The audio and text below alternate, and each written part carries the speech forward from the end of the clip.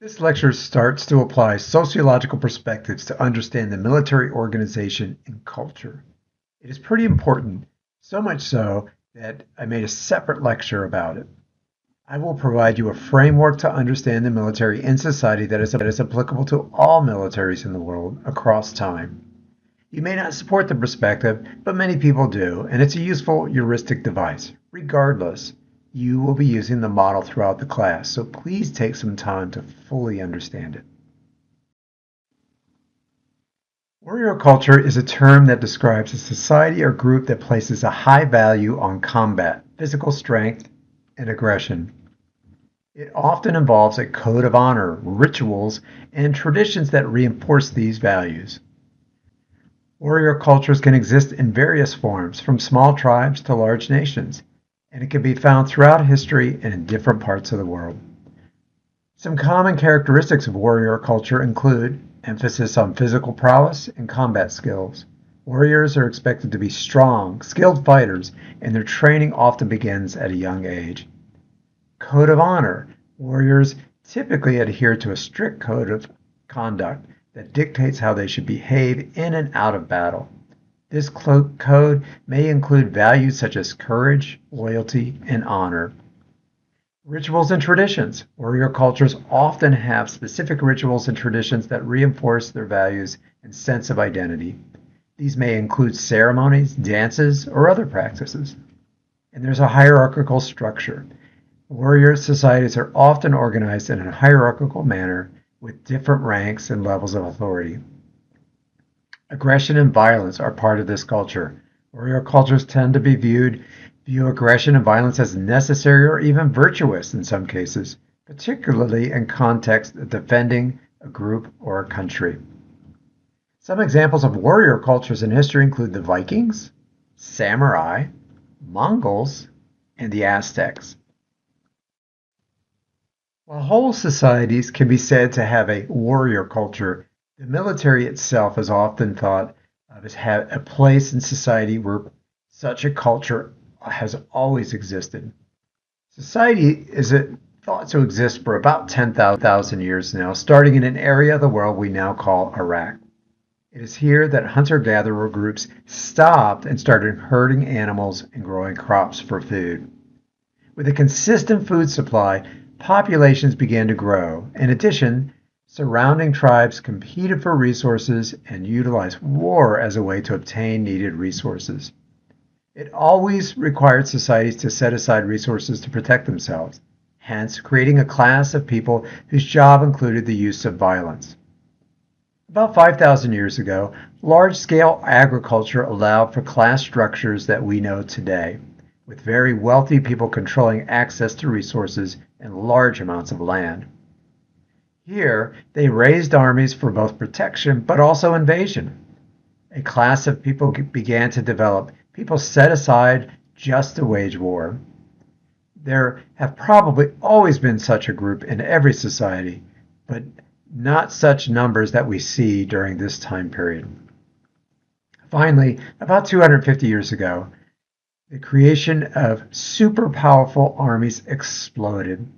The Industrial Revolution produced three things that changed the nature of war and the military forever.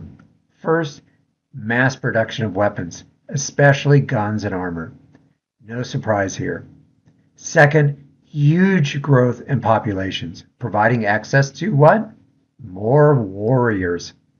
And finally, new organizational structures.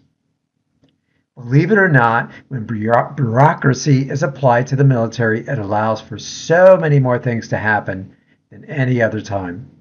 It actually brought efficiency to war fighting. If you don't believe me, read a biography of Napoleon and his techniques for waging war. He was very successful, but a lot of that success, people would say, has to do with how he managed supply chain. And if you're a business major, guess what? Supply chain issues are still around today. Thank you, Napoleon. What ties pre-industrial and industrial fighting is the common culture that ties modern soldiers to the brothers and sisters who fought more than 1,000 years ago, whether you're a drone pilot or hand-to-hand combat. First, let me say that no one has done this before, to my knowledge. That is, the warrior culture has been applied to the military in many different ways, but I don't know anyone who's connected it to the IO hypothesis. So, here I go. Hoorah! The IO hypothesis focuses on the relationship between the military and society. IO stands for institutional/occupational hypothesis. It offers insights into how modern militaries operate and relate to civilian societies. It was created by Dr. Charles Moscos of Northwestern University, a renowned sociologist specializing in military studies. Small sidebar, I met Charles Moscos at a conference or a meeting in Washington, D.C., and he was one of the first reviewers of my first official journal article.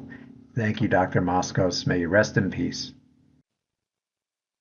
The institutional military is one that emphasizes military culture as separate from society. Organizationally, it emphasizes duty, honor, and service. Members are motivated by a sense of calling, not a paycheck. From this perspective, the military is a unique institution with distinct values and norms.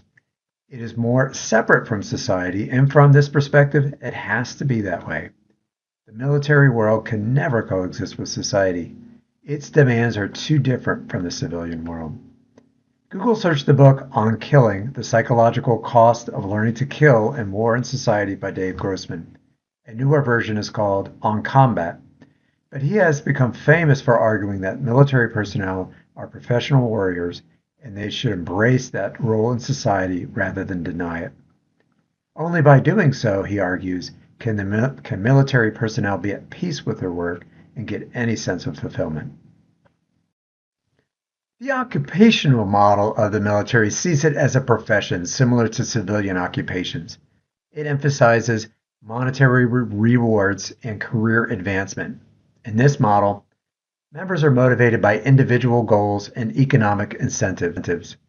Like any other job, in terms of the relationship to society, the military is seen as something more integrated into society, or it should be.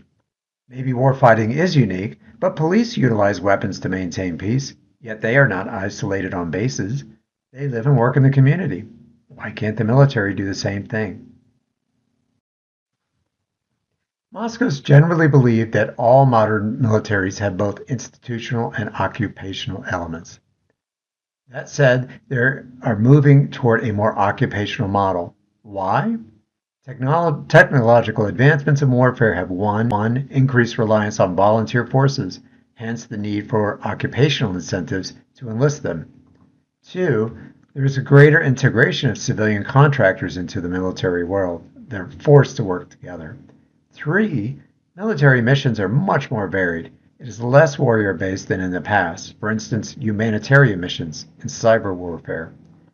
These and other factors make it hard to rely on the culture of the military that has been around for thousands of years.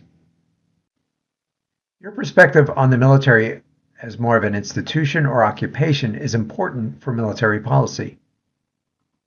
If you see it as more institutional, you will expect it to recruit people differently and do different things. For the military, moving from an institutional to an occupational framework impacts how you create morale and incentivize people.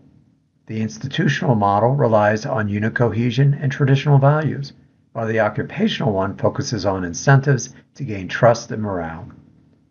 For society, the occupational model makes the military just another government organization. It impacts how we allocate resources and manage veterans' affairs. For studying veterans, like we're doing, your beliefs about the warrior culture and the IO hypothesis radically changes your thoughts about veterans.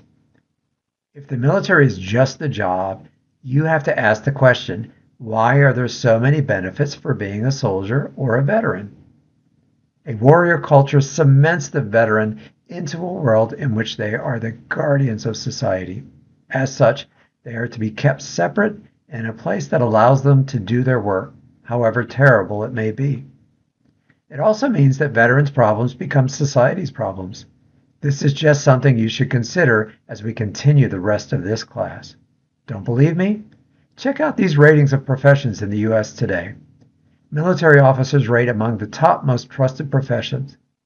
Compare that to bankers and lawyers, both of whom make much more money and a much higher status in other ways in society. Yet, we trust military officers more. So what do you think?